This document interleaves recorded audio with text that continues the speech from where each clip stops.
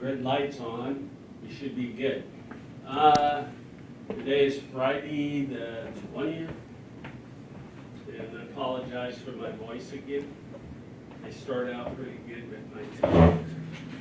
Quote number 31, what you imagine, you create. What do you think? I imagine, so I create it. Depends on how you feel about that.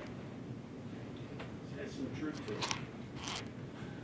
Okay, I have some more questions for you. On Populi, you guys turned in Peggy Eaton, and most of you did anyway. In your notes, we're going to go through some of the questions today in class on the video, so you can actually get some of the answer that way. And then when we sign off, I'm going to allow you to work here in class on it. And the other people will have to turn it in by tomorrow.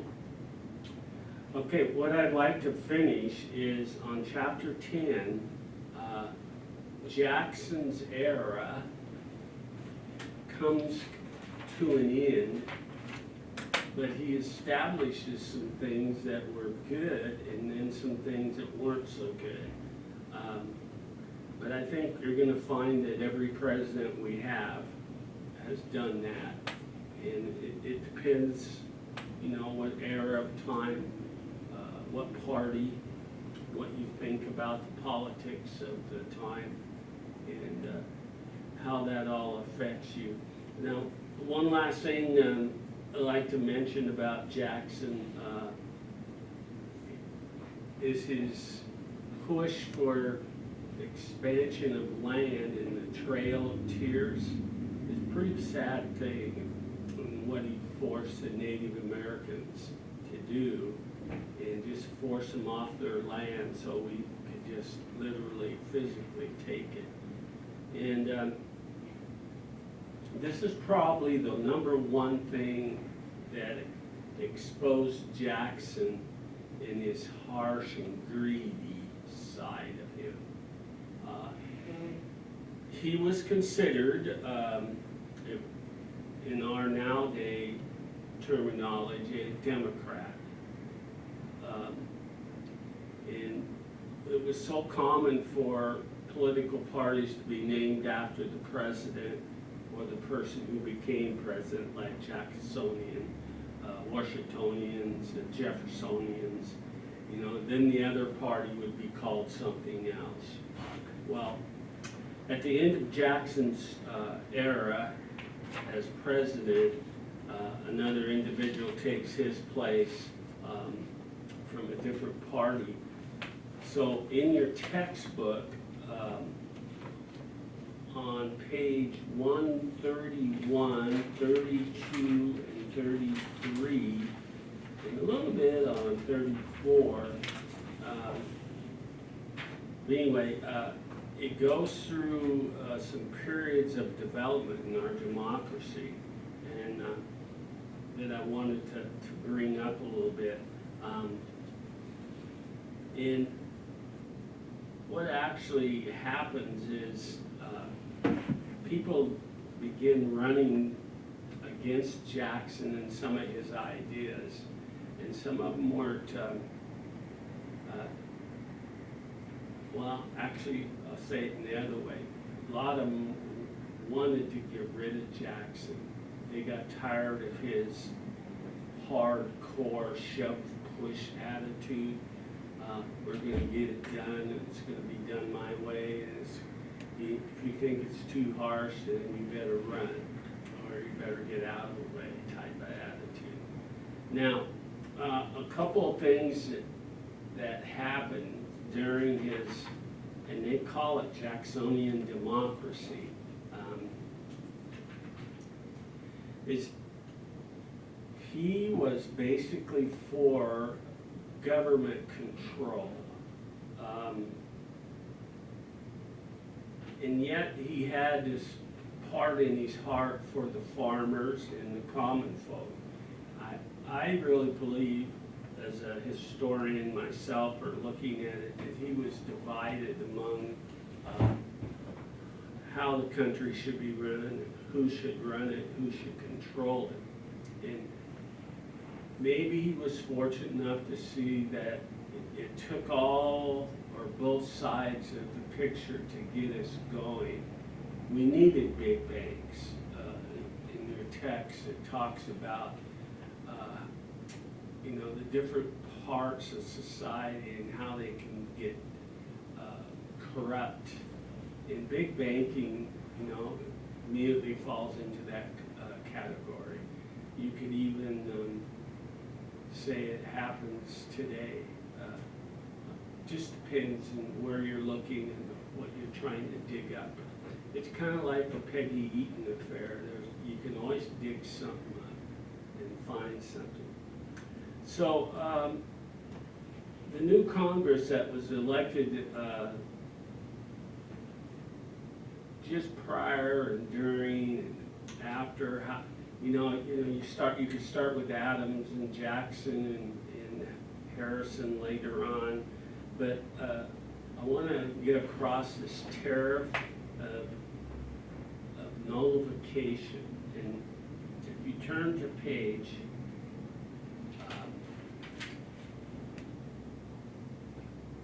133, Vice President Calhoun emerged as a leader of the states' rights in South Carolina after passage of the Tariff of Abominations. We talked about that last time we met. In 1828, the state legislature declared that the new duties unconstitutional and endorsed a lengthy disposition or edict or paper written. And Calhoun happened to be the one that writes it and later runs for president, by the way. Okay, he affirmed nullification of the right of an individual state to set aside federal law. This is, excuse me, I made it for a while. This was not a common practice to go against the federal government, but Calhoun presented this as an argument and a way to hopefully change things. Now, what was he trying to change? Well, you got to look at what the economy of the South was. And again, there's always something to that effect. It just happened to be the economy of the South and the agriculture and the way of the lifestyle. And there's going to be many other things that come up because of Calhoun and other people adopting and even adjusting to this nullification. Nullification is kind of, in my opinion, a sneaky way of getting things done so you can get things done.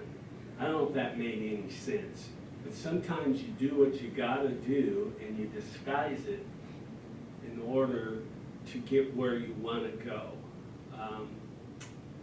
I don't know, maybe it's like writing a paper and you see a couple other examples, and so you adapt some of that information into your own paper, which is, okay. Author quote or whatever you want to do with it. But it's, I like that idea. I want to borrow from it. Well, this is how this process works. And a lot of times when you do this, you step on people's feet. And you step on people's feet that have power or don't have power. And sometimes you just do it out of meanness, or sometimes you do it for the right reasons. But how can I convince Nancy back there that this is good for her, that this is the way she should vote, or she as a state now, she's representing an entire state of people. that this would be the best for her economy, in the long run, best for the United States. Sometimes you have to use things that you don't particularly like to do, but in order to succeed or to move forward, you do them. Now, if you're fortunate enough, you will have a group of people that support your feelings. And it's easy to see as a president, you would have a cabinet of supporters or a Congress of supporters, but what if you don't? What do you do now? Well, this is just starting up in American politics. See, you gotta realize this whole thing is brand new. All this stuff, they're not used to having opposing parties within the party. The breaking up of the kitchen cabinet, let's say, so they get fired or they get relieved or they get, hey, you're no longer welcome. I'm putting Nancy in your place. Nancy gets used for a lot of things. But it was something that people weren't used to, and we're a new republic, a new government. So everything is new and gets a name of some sort, good or bad. Now, in your textbook, one of the natural things to do is to take people of power and use them for your benefit. And one of the obvious ones are the new system of banking. Banking carried money, they carried position and power. And guess what? About this time in the 1820s, late 1800s and the 1820s, we're going through a financial panic.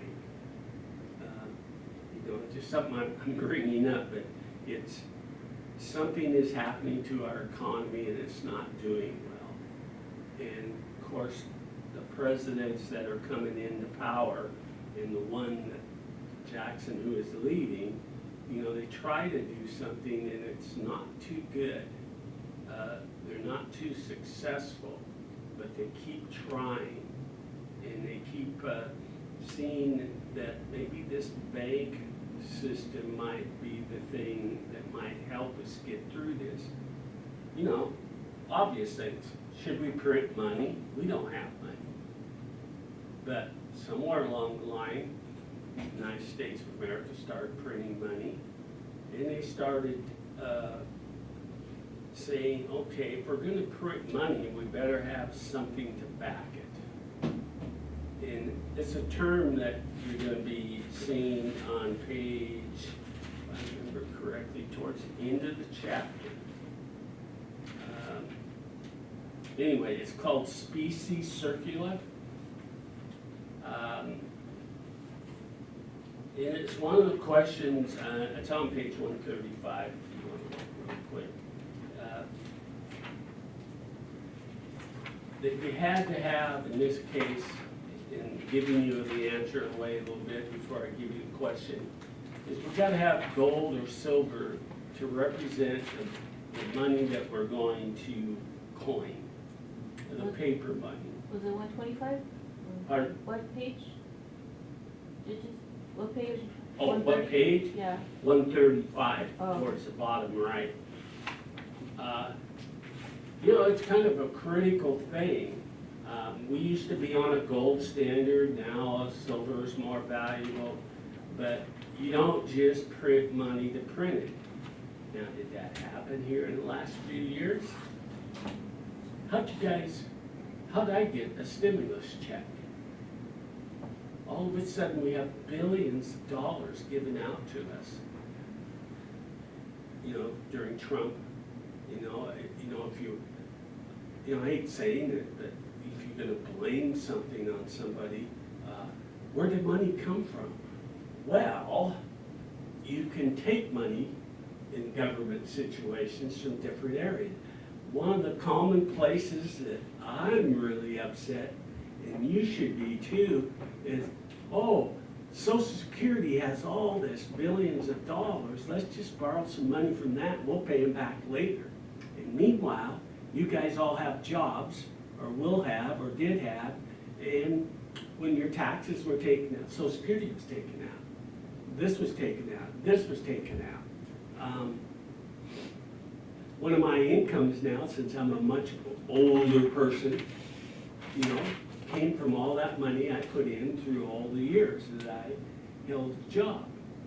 You know, and how does it determine how much I get by retirement age?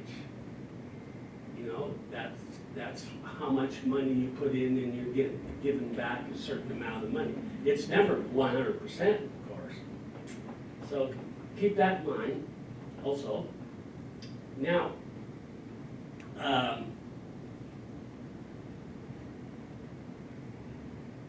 because of what was happening with the banking system and species circular, the coining of paper money in order to buy and produce things, you know, you can't just have straight bartering and trading.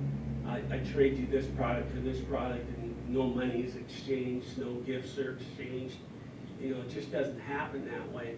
And as the United States progresses and grows, you know, needs are needed, and some of these questions that you're going to get here in a few minutes to answer become part of the solution and also part of the problem.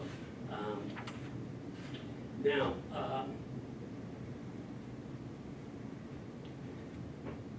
where I'd like to stop is on page 136, 137. It says the heyday of the second party system.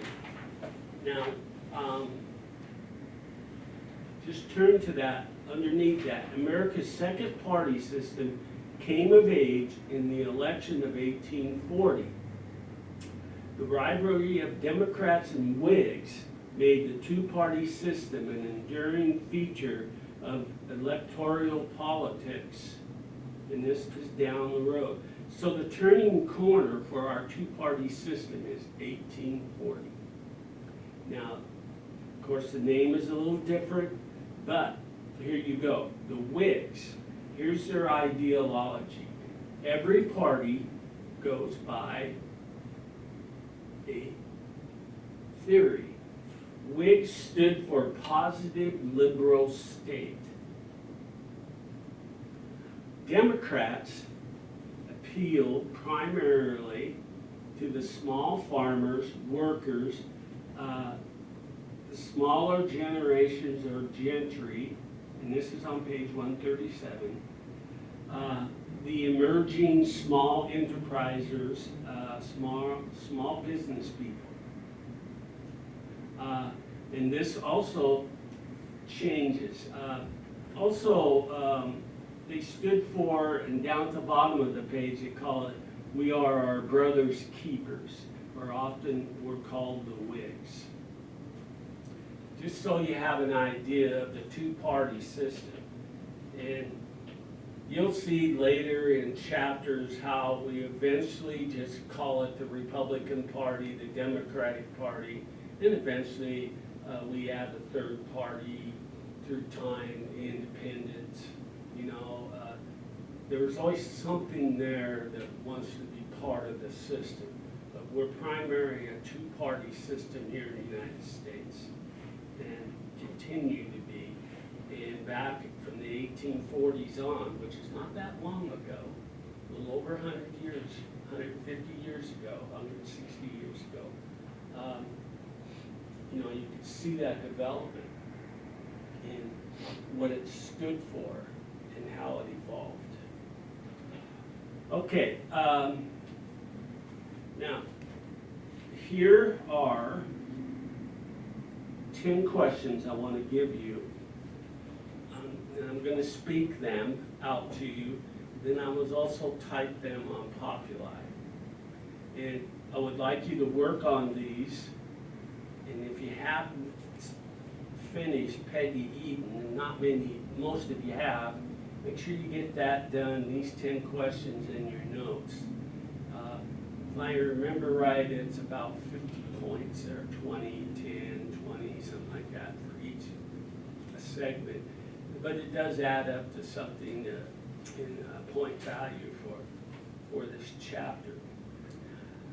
Okay, here we go. Number 1, write fast. And then listen to the tape also. And then look for it on Populi. What exposed the prejudice in the greedy style or side of the Jacksonian democracy? What exposed it? There was something that stood out that exposed Jackson's greedy style of government. And you probably could tell me right now, 2, 3 words. Okay, this one we mentioned, but this is the question 2. This was written by Calhoun. Okay, the right of the individual state to set aside federal law. What was that called? Can we just leave it? And you can come back to that, but get the question right now. Calhoun did it, he wrote it, and it was called something. It was the right of each individual state to set aside federal law. They didn't like it. It was called some process. Okay, question 3. Explain the feud between Jackson and Calhoun. There were several things they disagreed on. List me at least 2. 2 things they feuded about. The feud between Jackson and Calhoun. Name at least 2. When you name them, you'll usually explain it. In your own words, number 4. What was the bank war? What was it about?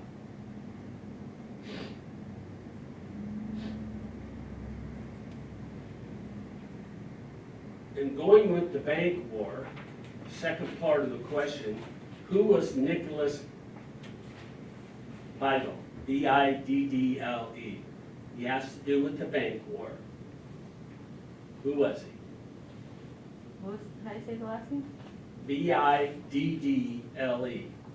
Nicholas Biddle or Biddle.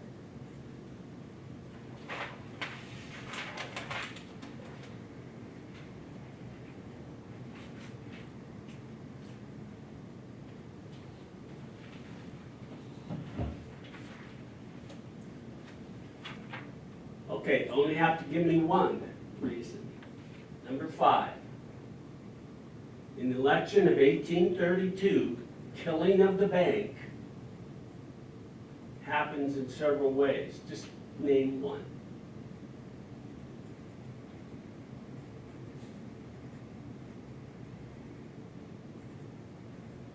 Can you say the question, Marcia?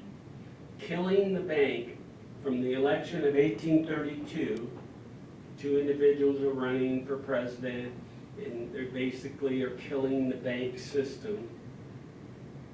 Okay? Just name what they are killing within the system. There's several things that happen. Just name one. Don't have to get too fancy.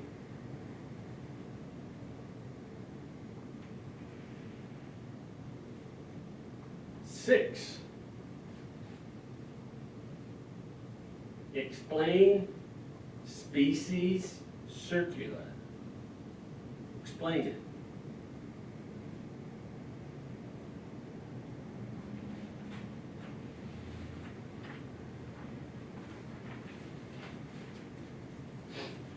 Did it? That's it. So, I mean, that's skip that question. Oh. You said there were 10. Yeah, there's 10. 7. Okay, who runs for president after Jackson and promises to follow somewhat, now he puts these words, somewhat in his own footsteps. In other words, to run the country like Jackson did. He promises, and this is what helps get him elected, not entirely, but he promises to do some of the footsteps that Jackson did. Remember, Jackson was very harsh, very ruling. He was also considered a Democrat, because we're in a party system now. And this is right after Jackson, he runs. Number 8.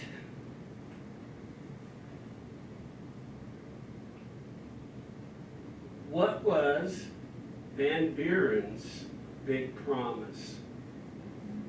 He can run for president. What was his big promise to people? Or to everybody who runs for president promises of many things. Okay, what was his big promise? He had one big promise and one big concern, and you might even be able to guess right away if you're looking at me. Did he succeed?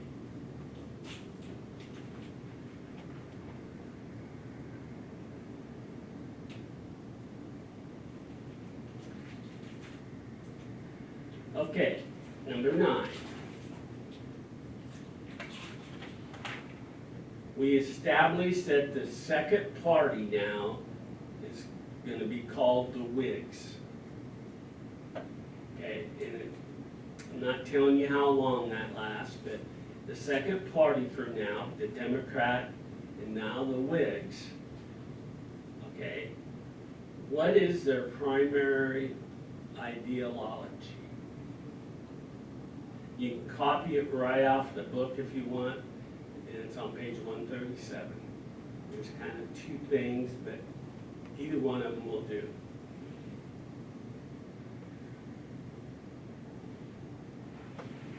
And the last question is right at the end of your chapter, and I want you to take the time to read it and explain it. Tell me the role of the Frenchman, Alex de Tocqueville. De Tocqueville.